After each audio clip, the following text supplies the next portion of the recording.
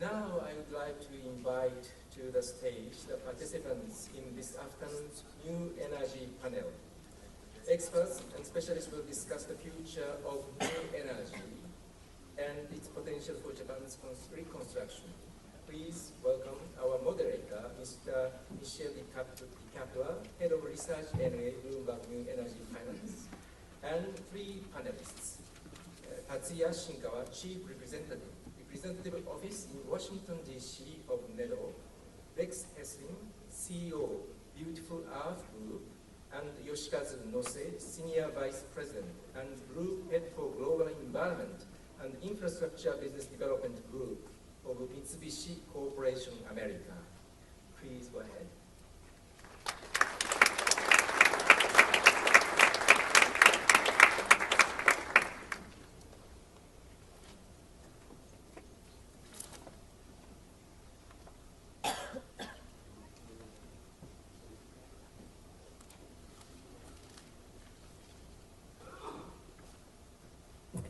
Thank you to JETRO. I'm with a company called Bloomberg New Energy Finance. We are a renewable energy research firm. I'm joined here by two colleagues, Winter Lee and Dave Paritsky. And what I want to sketch out here is the story that's about to happen in Japan in terms of clean energy. We've been following clean energy effectively for the last decade. And when you look at clean energy for the last decade, effectively it's been a story of US and Europe, and then most lately China. And what you're talking about generally is kind of falling equipment costs and policy support. What we're about to see in Japan is an experiment, and it's really going to be driven by kind of factors we haven't seen so much at play in these other regions. This is the nuclear power supply in Japan, going back several years. And in May of 2012, for the first time in 42 years, nuclear power supply actually dropped to zero in Japan. This was partially because the one remaining reactor that was online had to go on a scheduled maintenance. But as a result, you basically have seen the deterioration of one major source of power, which has major implications for the country. This is what the electricity sector looks like in the eastern region, where there actually won't be a problem this summer, because basically the excess in TEPCO will make up for a potential shortfall in Hokkaido. In the western region, however, there's a very different story. We do actually anticipate a very severe shortage, particularly with the Kansai EPCO. And so how are utilities going to be dealing with that shortage, and how is the sector overall going to be dealing with that shortage? And there's going to be both solutions on the demand and the supply side. On the demand side, the utilities themselves have started by implementing one of the most aggressive smart meter programs around the world. Basically, by 2017, up to 60% of Japan's electricity demand will be flowing through smart meters, just an astonishing level of penetration. The government, for its part, as you've kind of heard over the course of the first half of the event, is providing all kinds of incentives. For example, the government provides subsidies for up to 1/3 of the cost of storage systems using lithium-ion batteries for the home. And consumers, for their part, have also kind of taken some of that burden. There's very, very high demand for what's called setsuden goods, power-saving goods, including, for example, LEDs. The sale of LEDs for ceiling lighting is over the 50% of market share in the spring of 2012. On the supply side is where a lot of our story for the panel is going to be. This is the growth in renewable technologies. In one particular scenario, going out to 2030, you see tremendous growth on the back of some very, very attractive feed-in tariffs, solar, wind, geothermal, biomass, among them. We'll be talking a little bit about that feed-in tariff story, but just look at this level of growth in some of these renewable technologies in the coming decades. And with that growth will come kind of some increased level of competition. Historically, so far, the Japanese market has been one where effectively domestic manufacturers have dominated. That might change. You might kind of see the opportunity for foreign manufacturers to come in. Here you see the story for foreign PV module manufacturers, and you see that their share has been increasing to up to 25% most recently. And with that increased level of competition, obviously will come most likely decreased costs. You see these are the system prices in Japan, which you can see are well above where some of the global averages are, including regions like Germany, for example, and even parts of California. And so the influx of kind of more competition will drive the prices down somewhat, though it will actually probably be the reduction in feed-in tariffs that will kind of really drive system prices down. And with that fierce competition, you have to think about what domestic manufacturers themselves are going to do. And one strategy for a domestic manufacturer, for example, might be a manufacturer becoming a developer. And so this, what you see here, is the announced 70 megawatt plant by Kyocera, where Kyocera is the manufacturer and then has become the developer. At the system cost that they're talking about, we're basically talking about system costs of $4.36 per watt, which should yield a 6% IRR. But if they're able to effectively, if the market is able to bring down the system costs to what they are for the global average, to best-in-class kind of global performance, at system cost of $2.43 per watt, you could get 15% IRR. So some of these stories, this question around the demand-side measures, smart city measures, this question around the feed-in tariff, and in general, kind of what the outlook looks like for foreign manufacturers entering the market, will be the topics of discussion for our panel. And with that, I'd like to introduce our panelists. We have Shinkawa-san from NEDO, we have Lex Heslin from the Beautiful Earth Group, and we have Nose-san from Mitsubishi, and we'll start with Shinkawa-san.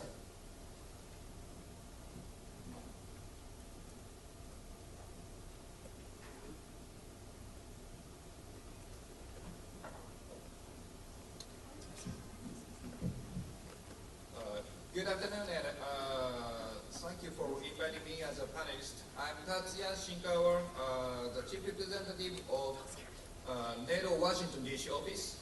I'm originally from METI, Ministry of Economy, Trade and Industry of Japanese government. As first, I'd like to introduce NEDO itself. NEDO is a Japanese governmental organization and Japan's largest implementation agency in the area of research and development and diffusion of energy, environment, and industrial technologies. This picture is the headquarters of NEDO in front of Kawasaki Station near Tokyo Metropolitan City. As you can see from this picture, NEDO is not a research organization itself. However, we promote a lot of research and development and demonstration projects in energy and environmental field as an implementation agency. NEDO's role is very similar to Alpha E in US DOE in the United States. Our budget is approximately $2.4 billion US dollar, and 1,000 people work for NEDO. Almost all budget of NEDO are from METI. Usually, NEDO supports the R&D and demonstration project which carried by consortium with industry, university, and public research institute.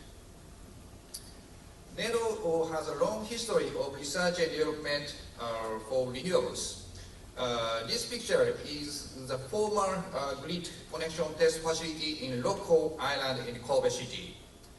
This test facility operated from 1986 to 1993. At that time, Japanese utilities were doubtful about the grid connection of distributed generation, mainly because of islanding issue. We understood that if islanding happened during an outage, it might be dangerous for linemen when fixing the distribution line. Japanese utilities requested that METI, develop an islanding prevention system. So METI and NEDO jointly developed a project for islanding prevention system at this site. I was in charge of grid connection guideline in Japan, and this test facility from 1991 to 1992. Following the positive findings of the detection system at this test facility, Japanese buyback program for distributed generator, including rooftop solar PV, was started in April 1992. The picture on the right is the first house in Japan where a solar rooftop with grid connection was installed in 1992. The original Japanese islanding detection system was found to not be effective in the case of high penetration of renewables. So NEDO started the development for new islanding detection system for high penetration scenarios. The number of solar equipped houses in this project was over 550, and the total capacity of solar PV was over 2 megawatt. In this project, we developed a new island detection system using radio waves. NEDO also had large scale of mega solar project. We had two mega solar projects. One is in Wakanai and one is in Hokuto. After the Fukushima nuclear accident, the people's interest for renewables are increasing. And after the start of feed-in tariff in this month, now many mega solar projects are under construction in Japan. NEDO prepared the handbook for introduction of large-scale PV and simulation tool for introduction of large-scale solar PV based on the result of these mega solar demonstrations. On April 2010, METI selected 4 sites in Japan to run large-scale pilot project on smart grid and smart communities. 4 sites means Yokohama City, Toyota City, Kyoto Keihana District, and Kitakyushu City. These pilot projects are in second year right now, so some part of the actual demonstration started. So if you have a chance to visit Japan, you can visit these sites and see these demonstrations. The meaning of the smart community is a little bit different from smart grid in the United States. In the United States, the core concept of smart grid is demand response with advanced meta infrastructure, based on my understanding. Japan's smart community is more wide meaning, including the integration of renewables and next generation vehicles. As Mr. Hachoji had already presented. And I don't have enough time to explain all of these projects, so I would like to introduce just 2 examples. Yokohama City demonstration is the biggest demonstration in Japan. The target of this demonstration is to create a local energy management system with combination of BEMS, HEMS, and SEMS. To achieve this target, about 4,000 smart houses and 2,000 EVs will be installed to the Yokohama City. And second one is Kitakyushu City project. Kitakyushu City is a famous city as eco-friendly city in Japan from dirty old steelworks hometown, like Pittsburgh in the United States. Demonstration is not involve local electric utility company. This demonstration is carried inside a special supply area by Nippon Steel Corporation. The target of this demonstration is also to create energy management system with combination of BEMS, SEMS, and HEMS. The demand response in this demonstration is combination of actual dynamic pricing and virtual incentive program. To achieve this target, about 230 smart houses will be installed to the Kitakyushu City. Japan IBM is also joined to this demonstration. I hope that this project will be a good example of the cooperation between the United States and Japan. And in addition to the 4 large-scale demonstrations, 7 regional demonstrations were adopted for the advanced technologies. These demonstrations will demonstrate local smart communities, such as using local energy resources or harmonizing with local industries. For example, the consortium of City of Tottori and companies is trying to demonstrate energy circulation system for factories and home. And the consortium of Hitachi and Hino Motors is trying to demonstrate non-contact charging system. In addition to the 4 large-scale demonstrations and 7 regional demonstrations, METI is supporting 48 feasibility studies. The object of this program is to promote concept for smart communities that build on the specific characteristics of those communities. By supporting feasibility studies, the program will contribute to an accelerated adoption and spread of smart communities. Several cities in Tohoku area were selected in this program. Now I explain about METI's project, but these cities are also supported by Cabinet Office and Reconstruction Agency. Also, METI has some subsidy system for the smart communities. And next, I would like to mention the renewable energy promotion policy. As I mentioned, a buyback program in Japan was studied in 1992. This buyback program was studied by voluntary action by Japanese utilities, not by regulation or legislation.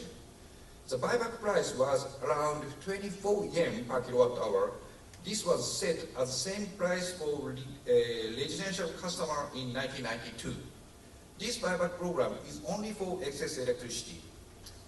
And national RPS was studied in 2003.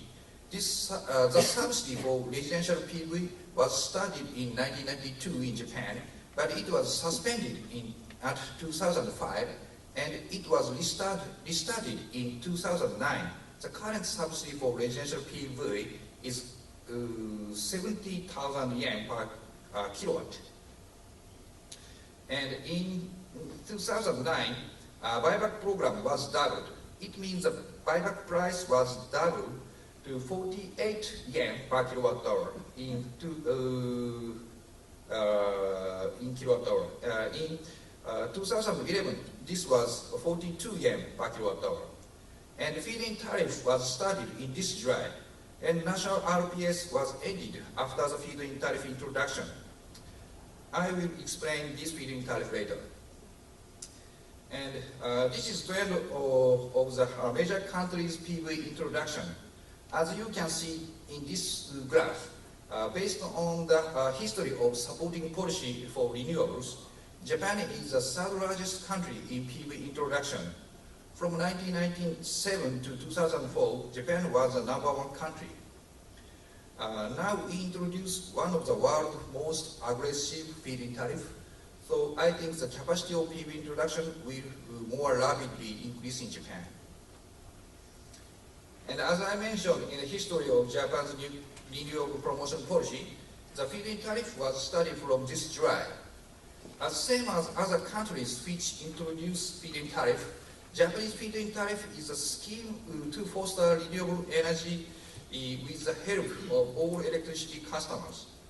Electric utilities has obligation to purchase electricity generated from renewable energy source on a fixed period contract at a fixed price. The cost of purchased electricity generated from renewable energy sources shall be transferred to all electricity customers, and they shall pay the surcharge for renewable energy. In this feed-in tariff scheme, the 5 renewable energy types were selected to be purchased. These are solar PV, geothermal, small and medium-scale hydraulic power, wind power, and biomass. The new plant in these types will be purchased by electric utilities.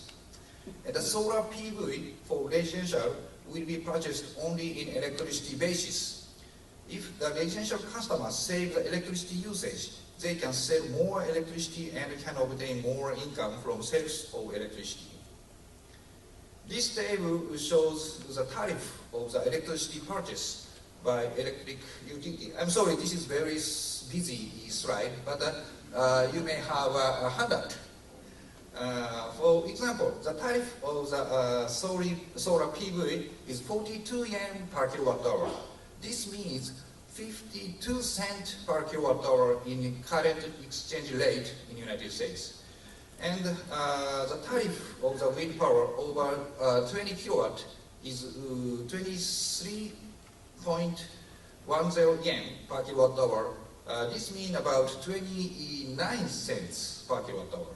I would like to mention that this tariff is only for the period from this July to next March. The newly started generation, which started in this period, can get contract in fixed period, such as 10 years or 20 years, But the tariff for newly started plant in next fiscal year will be decided in later. And this is tariff for biomass power plant. The tariff for the biomass is different by sources. And next, I'd like to introduce the change of Japan's electricity activities. This is table of the last year. Even in last year, we faced very hard demand and supply gap. And this table shows the deployment plan of smart meters of Japanese electric utilities. Before the Great Earthquake, the Japanese electric utilities were slightly negative to the deployment of smart meter. But now they are interested to the deployment of smart meters and demand response menu for peak shaving.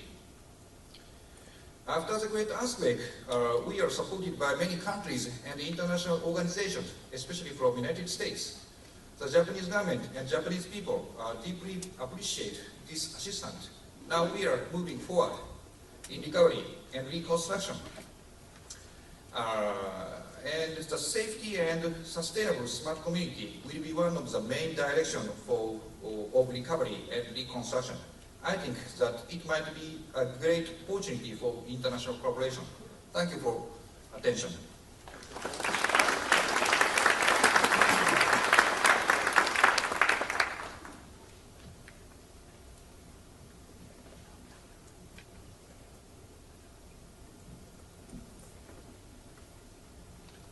Okay, good afternoon. My name is Lex Heslin, and I'm President and CEO of Beautiful Earth Group. We're a sustainable energy developer. Thank you so much to JETRO for inviting us and for the honorable government officials that we have here today around us. We're kind of the small company of this gathering today, and I'd like to tell you a little bit about what we are all about and what we're doing in Japan and how we can compete. So our parent company is Beautiful Earth Group. We're an integrated clean energy generation and technology services company. That means that we're actually, our business is the upstream, which for us means the generation side of the business, certification, which is certifying our clean green energy, and the downstream where we invest in companies that are interested in using green energy in their processes. We're almost 4 years old. We're located here on the Brooklyn waterfront. We have an office in Newport Beach. In Japan, we're in Tokyo and Fukushima. We founded our company B Eco Japan Kabushiki Gaisha about a year ago in Fukushima, and we're also very active in the Middle East, although we don't have an office there. Amongst the utility scale developers, we're in the small niche of the business, which means kind of the 20 to 50 megawatt niche. We only invest in things that don't burn, so for us that's solar, wind, and mostly small hydro projects. In Japan, our focus is very much on solar and small hydro for a lot of reasons. But our pipeline is based mostly in the US and it's growing internationally. And our goal is to be the cleanest, greenest developer in the US. Just kind of a snapshot of our activities. We talked about the upstream on the left-hand side. That's our generation business. That's run through our subsidiary called Beautiful Energy. In our domestic pipeline, we have our project out in Southern California called BE California 1. That's a 50 megawatt AC PV project that was just expanded from 38 megawatts about 2 weeks ago. That's down in the Antelope Valley, about 70 miles northeast of Los Angeles. About another 200 megawatts in our pipeline. Internationally, we're involved in Japan, Latin America, Middle East, and Southeast Asia. We're also very focused on branding our company and educating people about what clean energy is and what the benefits are. We have our own product called Beautiful Energy, which is our clean green energy. We started a program called Smart Sister Cities, which pairs together cities which have a goal of going net zero. That's a picture of us signing an agreement to be the advisor for our first smart sister city, which is Lancaster, California, where we're building our plant. Each year we host the Green Governor of the Year Award. This last year was Vermont Governor Pete Shumlin, who's a real advocate. Before that it was Arnold Schwarzenegger. We've got a new governor coming up soon. We also founded NICE, which is New York Center for Sustainable Energy. We were also on the downstream very involved with EV charging infrastructure and services related to the provision of green energy to off-takers and producers. You know, we're a small company, so we needed to get our name known and get out there, and in New York, that's a pretty hard thing to do. We started out by doing things like getting the first electric Mini from BMW. We took that and we built the first 100% solar-powered EV charging station in New York, and that car ran for a couple of years exclusively on solar energy collected on the Brooklyn waterfront. We have an EV charging pilot project going on, and next year we're joining some other companies in a pretty large-scale tech project.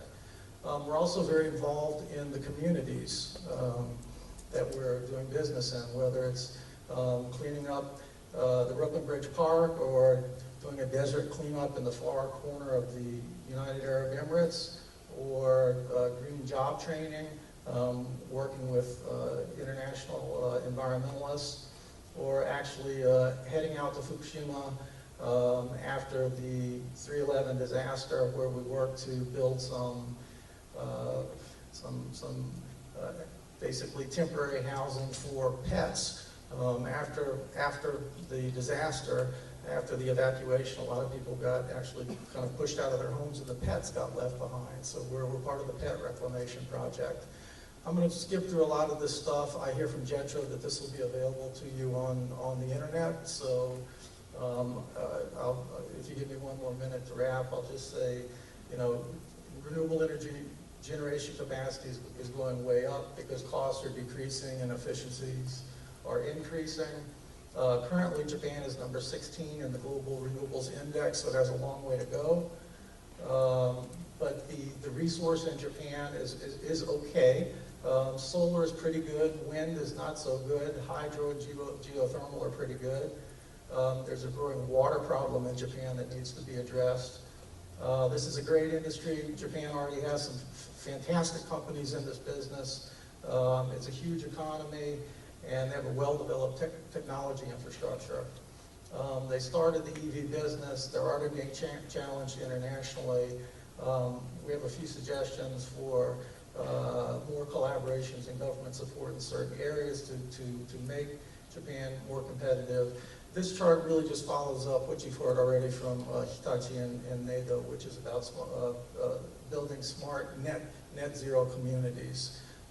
We developed a program called Smart Sister Cities, where we encourage cities to share the common goal of becoming net zero cities. This is for tier 2 and tier 3 cities, not the Tokyos and Rios of the world, but smaller cities, and where they agree to go net zero, to use smart city technology to get there. It's an economic development driver, and it's interestingly a really good way to involve women into this predominantly male-centered business. I'm going to skip some of our recommendations and just go straight to the end of our recommendations, which is, of course, phase down fossil fuels, so get the low-lying fruit, scale up renewables, improve energy efficiency. You know, after the disaster, Japan's energy consumption decreased by 15%, promote green living in these sectors, and remember what happened in the past and tread carefully to replace that energy in the future. Thank you.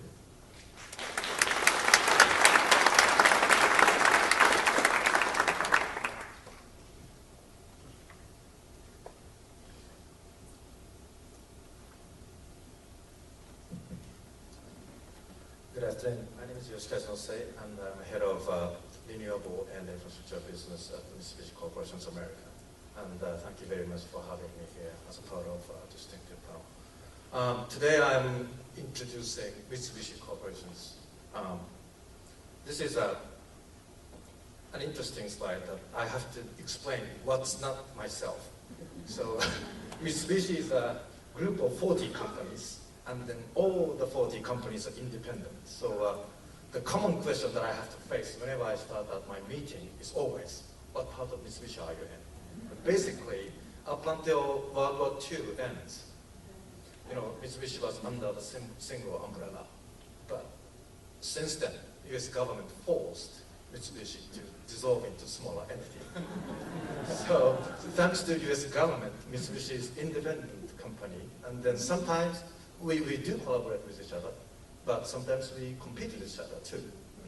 So, but you have to notice that some of the great Mitsubishi companies do not even have Mitsubishi name on top of it, such as Kirin Beer, such as Nikon Camera, and Asahi Glass. Those are great Mitsubishi companies, but they don't have any Mitsubishi name on top of it. My company is Mitsubishi Corporation, which I will explain now.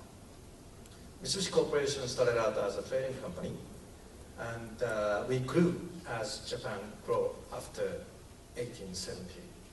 And over the last 20 to 30 years, we changed our business model from general trading company to business investment. So as you can see, as part of the pictures, we do invest into overseas assets, including coal mines, copper mines, gas, natural resources. In fact, we import 45% of natural gas to Japanese utility industry, 25% of oil, 25% of coal. So we are contributing Japanese power generation quite a bit. So that's a general explanation of Mitsubishi. We have 200 offices in 80 countries. So whenever I travel, even if it's a private basis, I end up seeing my friends in many countries. That's a benefit of being an employee of Mitsubishi Corporation. And our profit is about $6 billion. Our operating transaction is $251 billion, which is still having lots of operating transaction from trading company. This is an example of our US or North American subsidiaries. As you can see, I can't explain everything, but you have so many subsidiaries from natural gas, including Canadian shale gas projects, to rice crackers, manufacturing business, or pork processing, or grain trading business, power generation business, so on and so forth. So we are so diversified in terms of business asset. This is kind of representing our renewable business activities. On the top is basically power generation asset. We started out our renewable power investment from 2007. We looked at European activities, and we decided to invest. Then we are the largest PV power generating plant in Portugal. It was 46 megawatt project, and then evolved into another then largest in Asia project of 70 megawatt in Thailand. And also we expanded into solar thermal project in Spain. And we're still continuing that effort. As of now, we have about 4.3 gigawatt in total power generation asset. Majority is gas-fired, but we still include lots of renewable and geothermal kind of investment as well. The bottom side is basically our environmental business investment. That includes our environmental car-related business, includes lithium-ion battery, and some water investment activities, and the ESCO business activities. We have been spending majority of our money for overseas investment, but thanks to Japanese new renewable RPS or new feed-in tariff, we are looking at that. It's very positive, and then we are looking at Japanese opportunity as well. Thank you very much.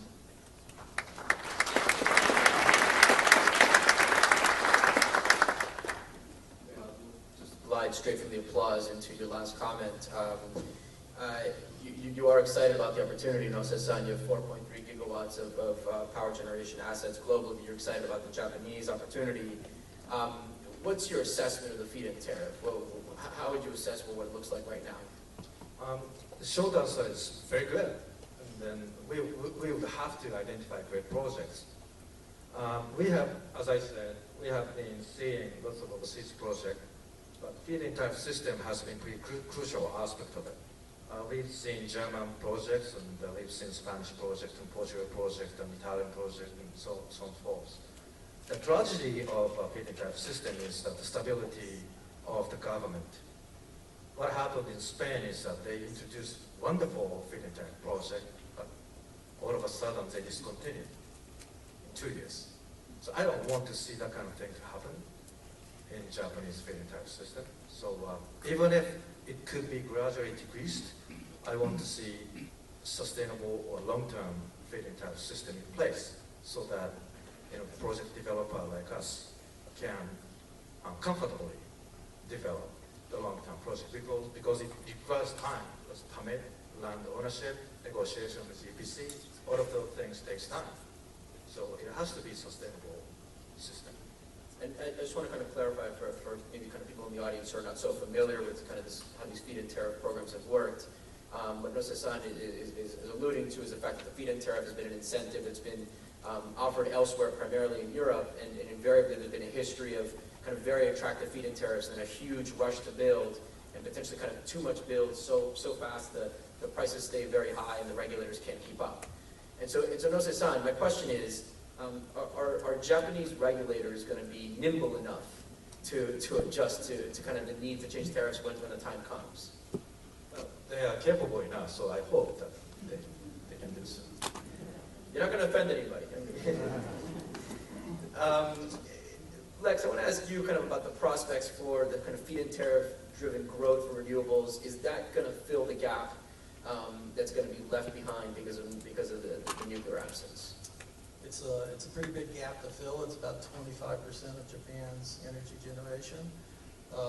So of those 54 plants that were turned off, I think they're about, as of this week, 2 that are back online. So, it's kind of hard to say, but, you can't pick up a paper in Japan or turn on the TV without hearing about a fabulous new project that started in every one of the sectors discussed. And, people from companies like Nose-san's to Masayoshi Son are jumping into PP maybe in a big way. I don't think the nuclear industry is going to kind of fade to black, as we say, in Japan anytime soon. So I don't see that on the horizon. But there is what shocks me is that there aren't more American companies out chasing this feed-in tariff, because companies like ours, which have to bid into California prices with utilities, investor-owned utilities, and where the current prices we're bidding are 7.5 cents a kilowatt hour or something like that. The big surprise to me is that more people aren't chasing these, more American companies aren't chasing these tariffs. So I would encourage everybody to get over there and get the getting while the getting's good. Yeah, I mean, this kind of like a very obvious theme, and maybe kind of the people who attend the event, obviously coming to the event is already interested in Japan, but if it's not already clear kind of what these incentives look like, you've basically now had Lex kind of saying that he thinks that everyone should be there, that you see it in the papers, and you've now had an asset owner, Nose-san, basically kind of saying like it's very good and his face lit up. Shinkawa-san, have you already started to see activity for different sectors, and are there some sectors that have shown more activity than others in terms of this feed-in tariff? So before the feed-in tariff introduction, Japan has a buyback program, and it was for the excess electricity and the price is same. So it means that after the feed-in tariff introduction, mega solar or wind power will rapidly expand. So maybe, yeah, so even before the feed-in tariff introduction, residential rooftop PV is also expanding, so it might be continuing. And additionally, mega solar and wind will be increased. Okay, so there's already been a history of residential solar adoption that will continue. but what feed-in tariff will change is more wind adoption and more kind of very large-scale solar. And what does mega solar mean to you? How large? How large is mega solar in your mind? Yeah, it depends on the project. So US mega solar is tremendously huge. So US has a lot of desert. So Japanese mega solar project is several 10 megawatt is maximum. Okay. Let's turn to kind of the smart city theme that was originally sketched out by Hitoji-san from Hitachi. Lex, I think are you guys kind of excited about the smart city developments there, and kind of what progress have you seen already? Yeah, we really are, and there's just so much happening, as you've seen already, in smart city development in Japan, probably more than anywhere in the world right now. Big focus on that. We talked about our Smart Sister City project. In addition, there have been a lot of conferences recently by like METI in Japan, Sky Mucho, the Minister of Foreign Affairs, where they've been bringing together all of the kind of foreign renewable energy experts and focusing specifically on getting investment in technology into smart city development. And I think one thing to remember here is that smart cities, it's really about moving some of the decision-making power to the cities. It's not just about a large centralized utility scale plan. It's about putting a bunch of technologies together and integrating them, and you really have to work together with the technology and the existing infrastructure and the political infrastructure as well. I think Japan can do that. I think all of the world is just starting to wake up to this concept that cities themselves can really make a huge impact in improving the environment in the world. And it doesn't just have to be at the federal or national level. That's one of the kind of conclusions, or one of the few good things that came out of the Rio conference recently. One of the few good things. Shinkawa-san, in terms of these pilot projects for kind of smart city deployment, if a U.S. company wants to participate, in the project, what's their next step? How does the tender process work? How do they get involved? In Japan, we have 4 large-scale projects and 7 local-scale projects and 48 feasibility studies. In the Kitakyushu project, IBM had already joined to the project as Japan IBM. The foreign company can join the project if they can contribute substantially. For example, in these feasibility studies, the formation of the project is depending on the region. So if company in the United States is looking for the Japanese partner, or is going to establish Japanese corporation for the Japanese smart city project, it might be good to approach to these feasibility team. Sorry, to approach who? Feasibility, yeah. So in feasibility study, the project formation is not. So project formation is depending on the region. Some region not decided, and some region is far. So it might be good to approach to the feasibility area or feasibility site, feasibility city. And I hope that collaboration between US and Japan will develop a good technology harmonization and will contribute to the excellent smart community project in Japan. So, but then taking what you said and taking, Lex, what you were saying about how integrated these communities are, is the only way to kind of make a play in the smart city play, is it only by partnering with with an existing kind of Japanese player? Yeah, Alexa, I'll have you, and then maybe Ishikawa-san, if you want to comment, please do. Yeah.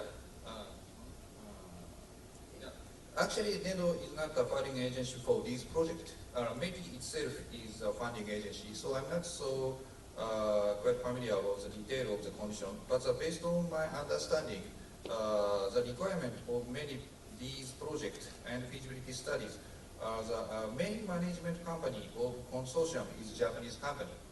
However, if the main management company is Japanese company, the foreign company can join the project and the feasibility study. Okay. Lex, have you had any experience kind of trying this? Or? Yeah, so I think the experience in Japan and the U.S. is really quite different. Oftentimes in Japan, these decisions are made at the federal level, and often through agencies like NEDO and through JETRO, who have open RFPs. So it's really good to stay close to these guys. And even all the politicians who've spoken today are really quite integral to this. Japan is a very relationship-driven society. So I think if you want to kind of go it alone in Japan, you're going to have a really hard time. And it's maybe not absolutely necessary to have a Japanese partner, but it's certainly going to make your life a lot easier. And decisions are made in a very different way there. So in the U.S., we may go and speak directly with a mayor, and that mayor will get really excited about the program, and we'll bring in the city council people and so forth to get everything passed. In Japan, mayors don't make those kind of decisions usually. Usually they come from the federal level. So procurement decisions are, they emanate from a very different place there. You really need to understand the system. So let me pause the flow of the panel a little bit, just to kind of point out what we're trying to do with these questions. I think we're just trying to be helpful. We're trying to kind of draw from the experiences that these three individuals have from different perspectives, and just try to say kind of what could work for companies based here, kind of with an eye towards Japan. I want to talk a little bit about the financing story.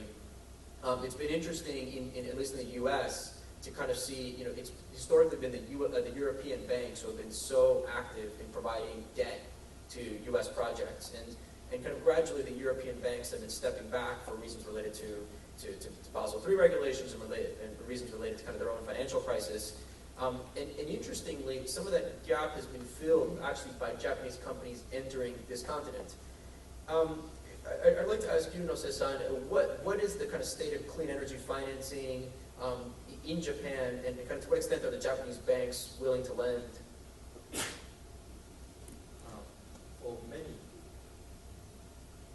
For any major projects in renewable, it requires financing. So basically, in our projects in overseas, we have been, supported by lots of banks, including Japanese banks. And recently, in the U.S., as you said, 2 years in a row, Bank of Tokyo Mitsubishi UFJ has been lead arranger for majority of financing in the U.S. Interestingly, now for Japanese projects, if it's a large enough project, we do require financing. Now, Japan has not had that big of a project yet. What's large enough mean? The projects such as more than $100 million in total. So your project is less than $100 million, you're going to have trouble getting attention? Well, bank will not be interested in if the project is too small. If it's less than $50 million, you have to do it in your balance sheet, right? So if the project is more than $100 million, then you do require the support from debt, right? So for that purpose, except some minor examples, Japan has not had large renewable project for project financing. On the other hand, since Japanese investors, Japanese banks, are so much familiar with the conditions of project financing in the US and also in the European countries, so we do expect, with their own currency, with government, feeding tariff in place, they should be able to give us great or greater condition. That's what I expect. Do you want to kind of share what terms you expect from banks? Or? I don't think I'm supposed to talk about that. Lex, any comments from your perspective on kind of the state of financing? Agree with Nose-san about the Japanese banks are some of the best at project finance, and they know this business extremely well. They just haven't had a chance to do it in Japan, really. They would prefer to do big projects because it's the same trouble as a small project. I think a lot of the early deals in following this feed-in tariff are going to come from utilities, from IPPs, from actual module manufacturers, the companies, the Solar Frontiers, Mitsubishi, Kyocera, Sharps of the world who make the modules. Will do a lot of the financing on balance sheet. I think we'll also see the balance of system manufacturers entering the game. So people who make inverters and racking equipment and others have a strategic interest in getting the projects up. And a lot of those companies are subsidiaries of very large companies like Mr. Nosei's that can get some on-balance sheet credit worthiness. So, it's not just the banks.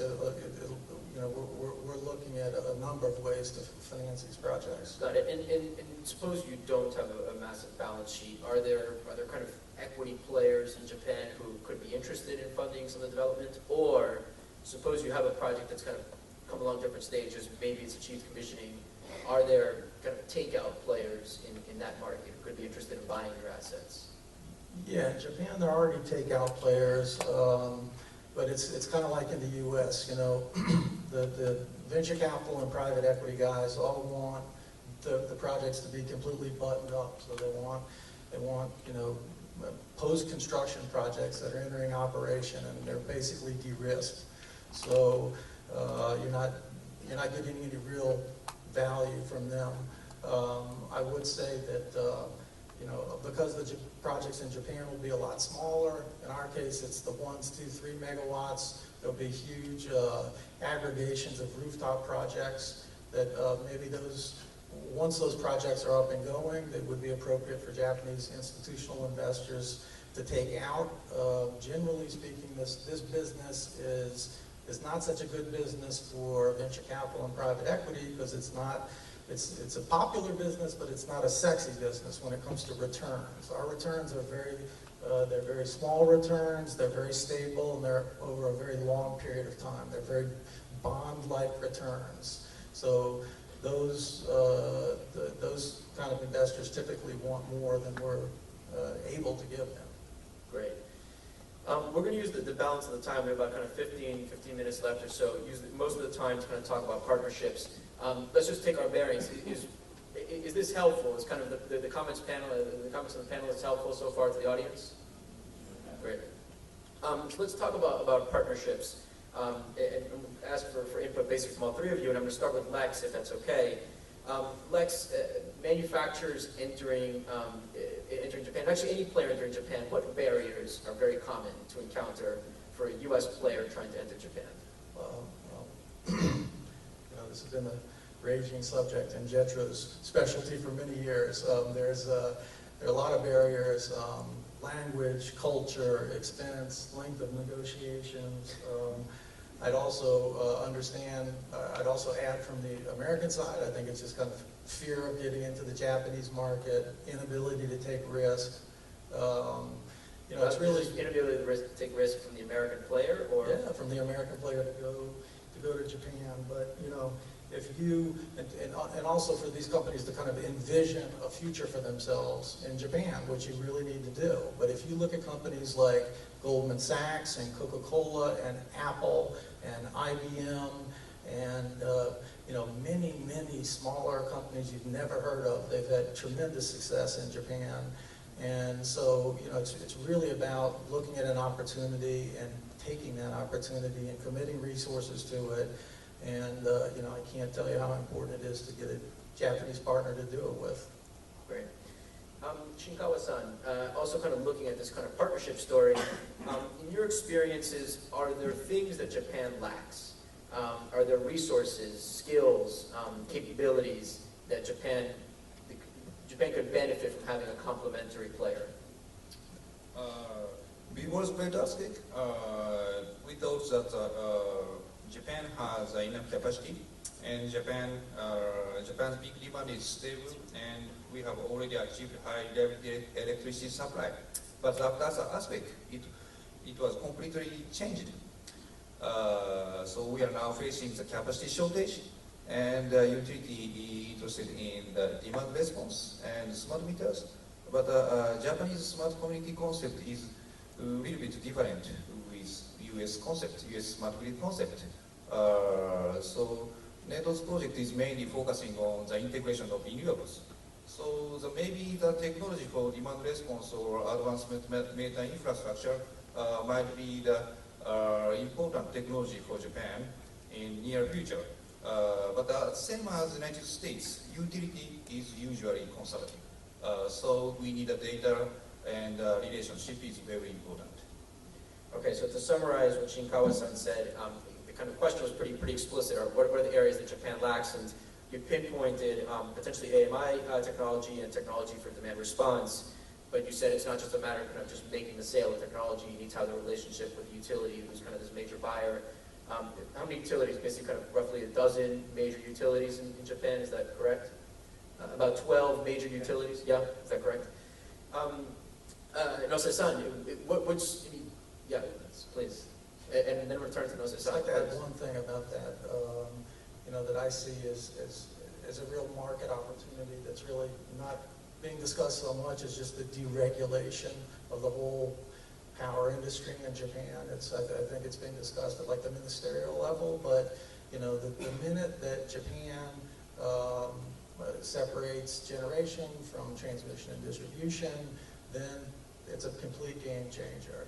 I think it would be very fair also for the government to consider allowing Japanese people to choose the type of energy they want to produce. And the U.S. has already gone through all of this, so Japan's power infrastructure is not so different, and they can really learn from the U.S. Mistakes that we've made along the way in liberalizing that. And the U.S. actually could be kind of especially advantaged compared to other countries because we have pockets of our country that are deregulated, pockets that are regulated. Exactly. So some of these players will have to deal with both types of markets to understand where we're coming from and where we're going. But historically, it's been mostly vertically integrated utilities operating. And do you think the business models will change? Nose-san, coming from North America, you run the America's business here. What are the skills that you think are missing there that you could potentially bring from here? Basically, U.S. has great technology resource, starting from basic R&D to Facebook kind of implementation to a societal requirement. So there is always a room for a U.S. company to penetrate into Japanese market. Mitsubishi, as a trading company, have been helping all of those foreign companies to come into Japanese market. One example that we did last year is that we had great magnet technology company for electric vehicle, but we didn't have resources. You said magnet technology. Magnet technology, and that magnet requires rare earth. But we didn't want to rely on Chinese rare earth resource. So we found a great American company called Molecule, and we formed joint venture last year. Molecule, Mitsubishi Corporation, and Daido Specialty Steel to manufacture neodymium sintered magnet in Japan.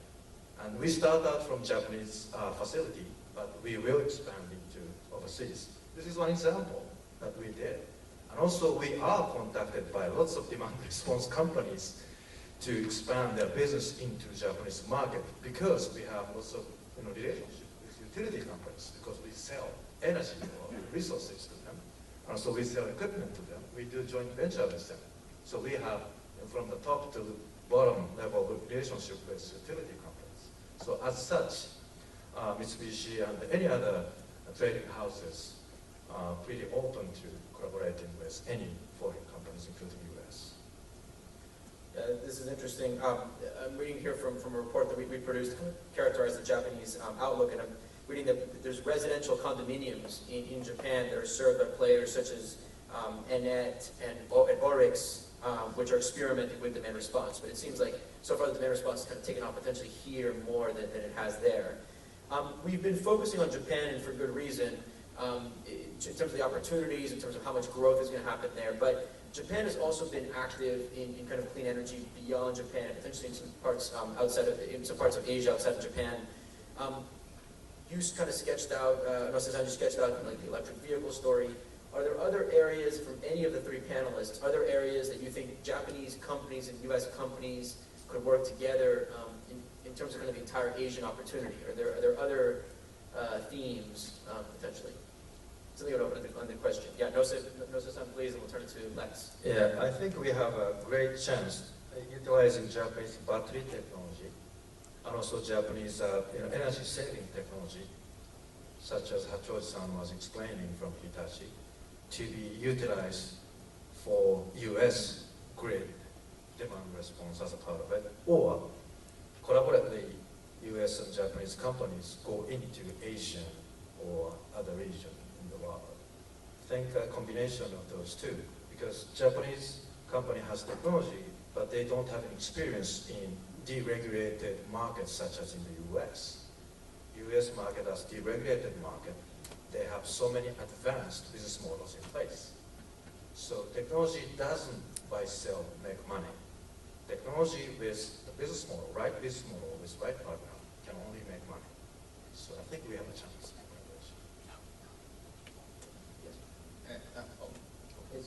Yeah, NEDO also have a smart community project in New Mexico with in Albuquerque and Los Alamos. The collaboration between the US and Japan in smart grid field is might be a good chance for us needs not only Japan and the US company to go to the world market with most advanced countries jointly go to world market. And also we think energy conservation building, it's ZEP technology might be a good area for collaboration. Yeah, Lex, your thought? Yeah, just about the kind of like U.S., Japan joint projects in Asia.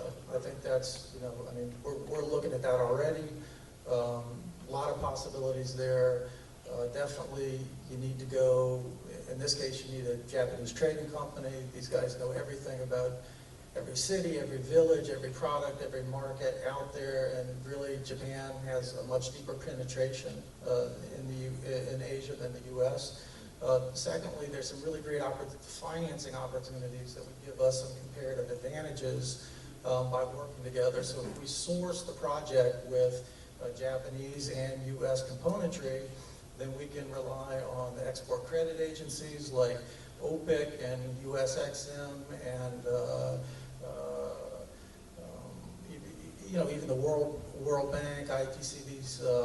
These agencies are very involved, and Japan's agencies like JBIC are very aggressive to do these joint projects.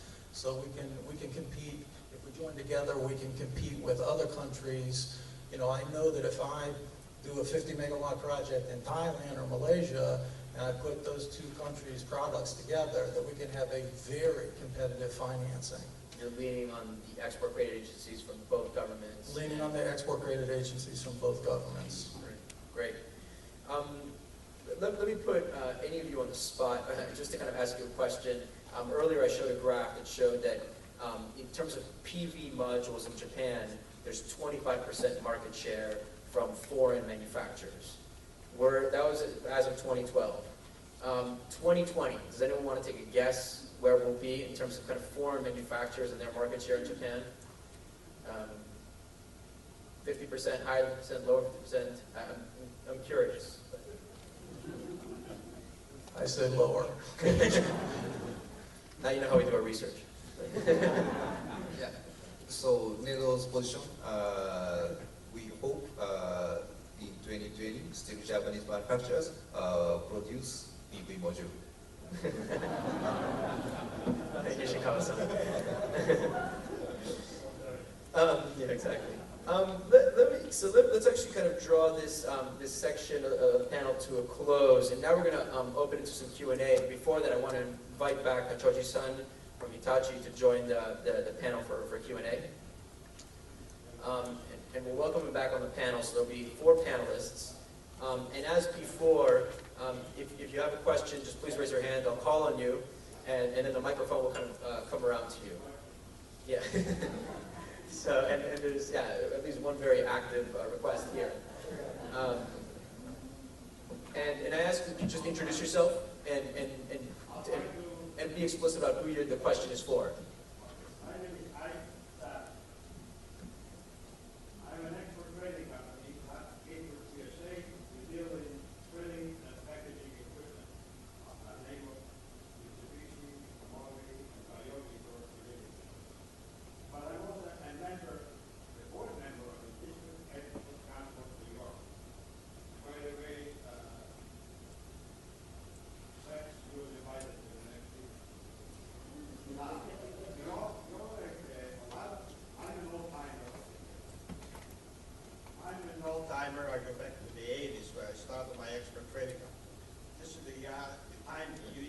7, I appreciate the question, and if the introduction is useful, let's do it, but let's move to the question. In 1982, President Reagan established the Export Trading Act, and this was a copy of Shogo Shosho, which the Japanese invented the concept of export trading, and we followed them, and we're doing it, we're learning. Okay.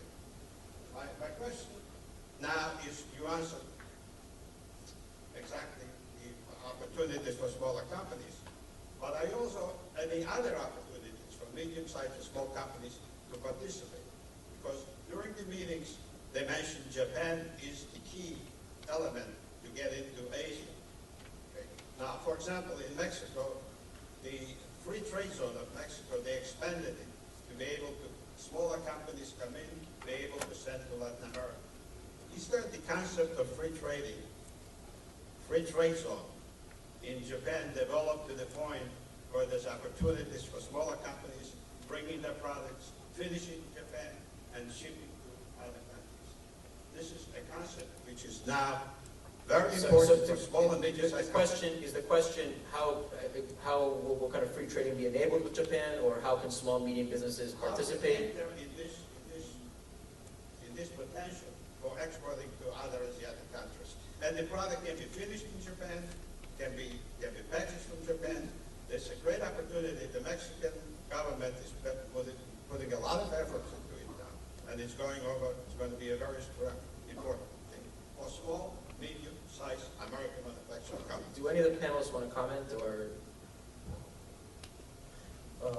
I do, with a little bad news, which is, yes, there's a huge drive to bring those SMEs into Japan. In fact, JETRO has a program where they will help fund your headquarters for you to set up your business and then export into Asia. It's very competitive. We submitted and lost, but I wish you better luck than me. So at least, yes. I give you an advice. Take off the telephone book next week. Everybody from Brooklyn is going to call you. Okay, there's a question right there, please. Yeah, right here. Yeah. Then we can pass it on. Yeah. Pete Plasko, Verde Corporation. We're in the globally in the micro wind turbine industry. I'd like to bring it down a little bit from 50 megawatts to 1 megawatt, to half a megawatt, to I think the failure of global solar because of the cost and the time it takes to get back. But my question is for the feed-in tariff. It's worked very well in Europe. It's fluctuated. Spain, I don't know what happened there. What is Japan's ultimate goal with it? Is it to get 50 megawatt projects? Is your grid in a position that it can handle that? Or do you have to go to point of use where I'm at? Shinkawa-san, do you want to comment on that? Do you want me to repeat the question? Or? Yeah, so this is very political discussion. Japanese government had already 3 options for the basic energy plan, but it's not decided. Japan is now have a town meeting for this discussion. At least even before even former basic energy plan, Japanese government would like to promote renewables. But the target of the new basic energy plan is not decided after the great earthquake.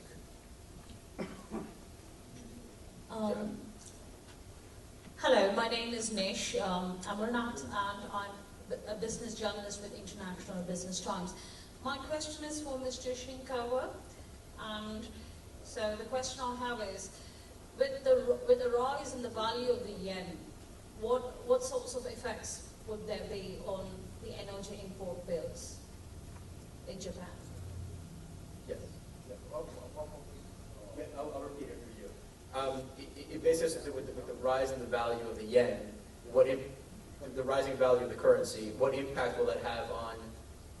Let me repeat. My name is Nish. Just the last part of the question. Okay, we got your name and we got your kind of affiliation. Just the last word. What impact will it have on? So what effects would it have on the energy import bills? What impact will And it the have yen on? consistently rises against the dollar. What impact will it have on maybe kind of the importing and exporting of energy equipment potentially? Mainly imports. That's what I Yeah, mean. usually high currency of high rate exchange of yen, it's will benefit to Japanese economy because it means the price of oil or natural gas or coal is lower than before. So, but the problem is the price of electricity. The oil or coal or energy will be down, but the electricity is still high because we should compensate to the disaster, and this cost might be tremendous. It's not easy to say just one word.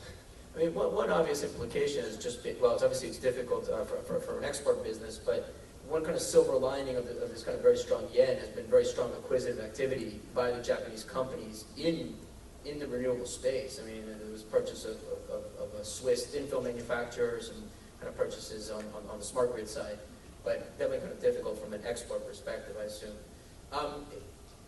Yeah, let's do all the way right there in the back. That's okay with the beer. We heard earlier that there's a $240 billion budget that's been laid out for reconstruction in general in Japan. Is there any concern that this feed-in tariff will hold up should there be financial issues with funding this overall budget? Nasa-san, do you want to comment on that?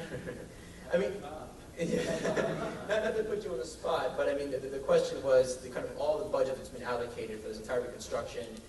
If the feed-in tariff build rates are very, very high, will the budget be maxed out? Will there be kind of concerns around being able to maintain it?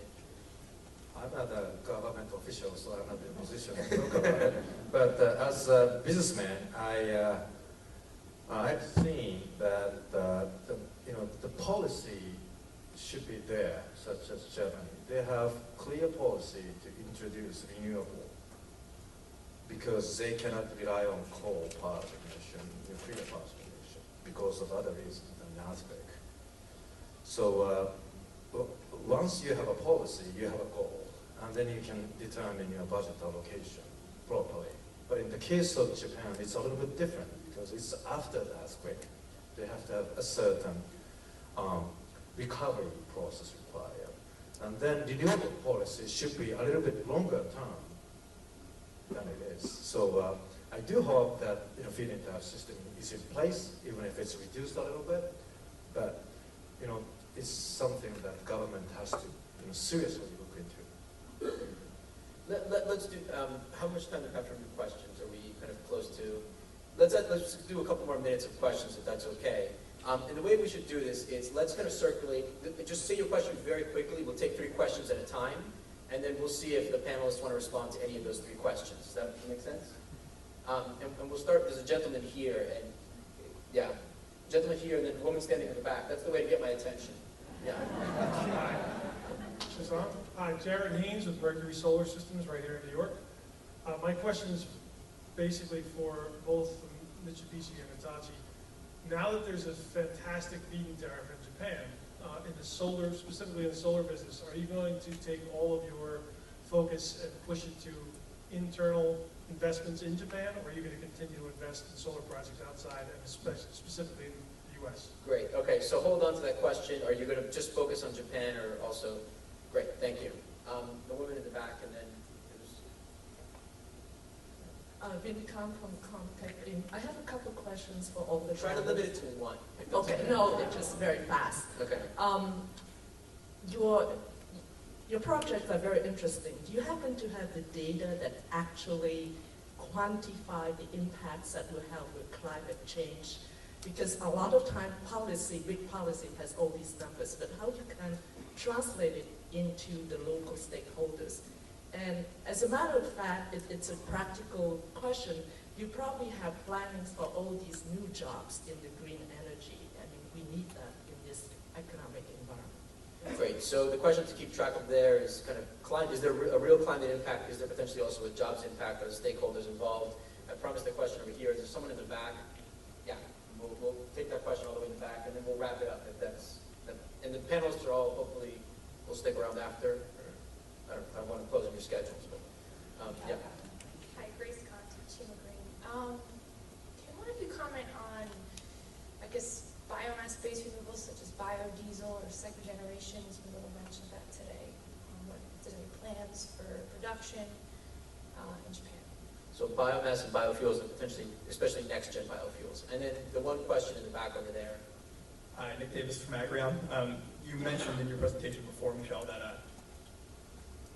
that cost of development right now for solar PV in Japan was sitting around 4 and change per watt. Why is it so inflated beyond the global average? And I mean, is it a permitting issue? Is it a domestic content requirement? Do we know? Okay.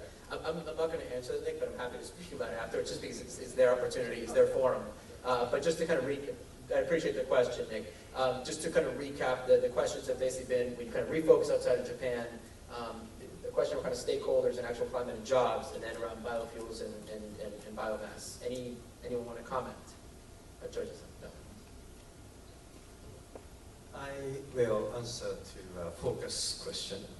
As I explained, Mitsubishi has been focusing overseas investment.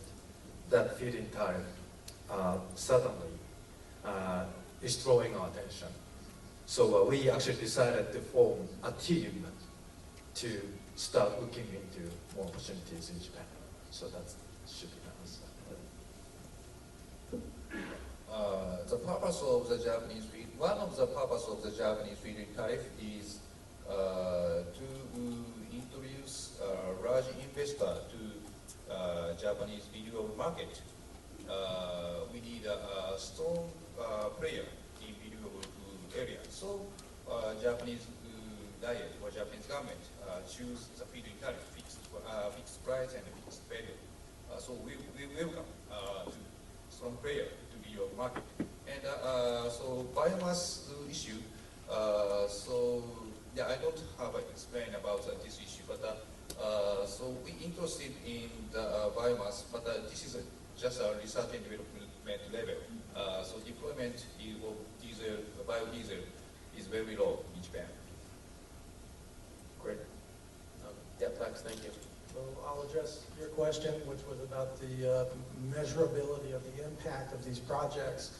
It's one of the foundations of our Smart Sister City program, and what we're encouraging cities to go net zero, but what we really want them to do is start keeping track of how much renewable energy they actually use. And you know, we feel like once cities start committing to this, we can keep those numbers and we can really measure it and quantify it and follow it in a way that we can't do right now. So, you know, projects like ours, it's all about the numbers and all about seeing how they change from year to year. Excellent. Thank you. Shinkawa-san, Lex, Nosa-san, Hachoji-san, thank you very much for your participation, for all of your